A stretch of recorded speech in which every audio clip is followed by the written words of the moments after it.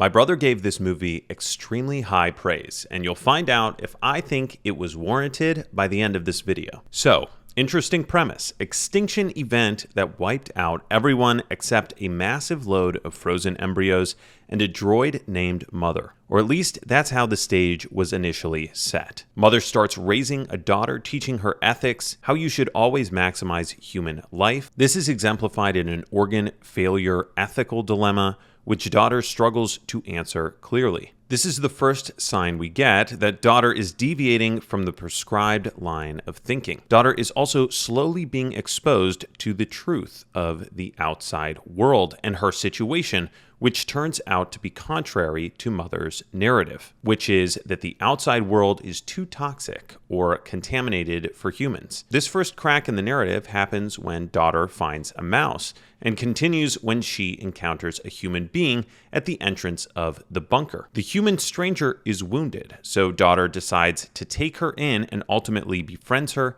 and sees to her gunshot wound. This is when the unraveling of Mother's story accelerates.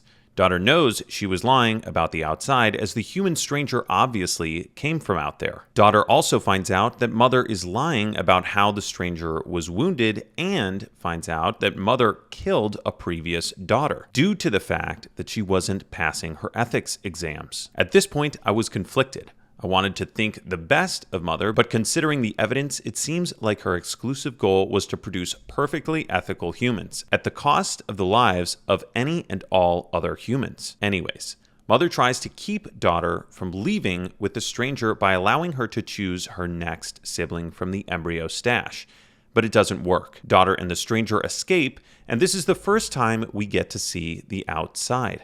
A bunch of cornfields being produced by massive machines. The stranger had told daughter she came from the mines. Unfortunately, that wasn't entirely true. She used to live in the mines years prior, but now she actually lives by herself next to the ocean. So now daughter has not only been lied to by Mother, but the stranger as well. Daughter goes back to the bunker to get her brother and unalive Mother. And by the way, this next part will spoil the movie, so pause here and go watch it if you want. When daughter gets back to the bunker, she pleads with Mother to allow her to take the place of Mother and raise the embryo colony. And honestly, to my surprise, Mother lets her do it. It turned out that Mother was a single consciousness, or AI, or machine, that controlled the hostile droids outside, the bunker, and probably every other machine on the planet. The droids actually killed off the humans to raise another, more ethical group of humans in their place. In the end, Mother allows daughter to unalive it, which only means that it would no longer physically be overseeing the embryo colony. Mother then shows up at the shipping crate of the stranger, who was actually the first daughter,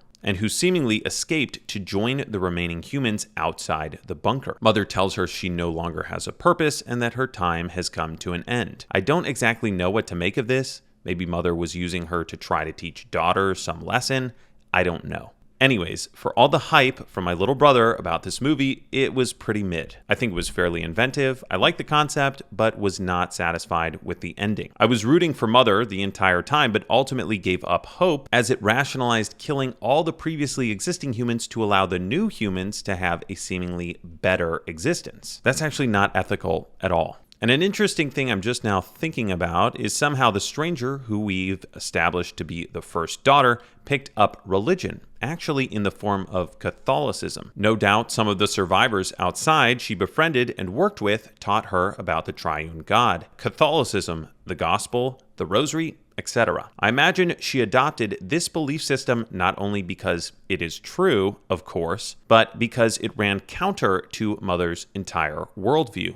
The good of many is greater than the good of a few. The belief in God and that human beings are made in His image means that all humans have intrinsic value that cannot be quantified. The parable of the lost sheep tells the story of a shepherd who leaves his flock of 99 to go find the one that is lost. This emphasizes God's desire and commitment to risking it all to save a few at the possible cost of the many. In Genesis, Abraham asks God to spare Sodom on account of a smaller and smaller group of righteous people.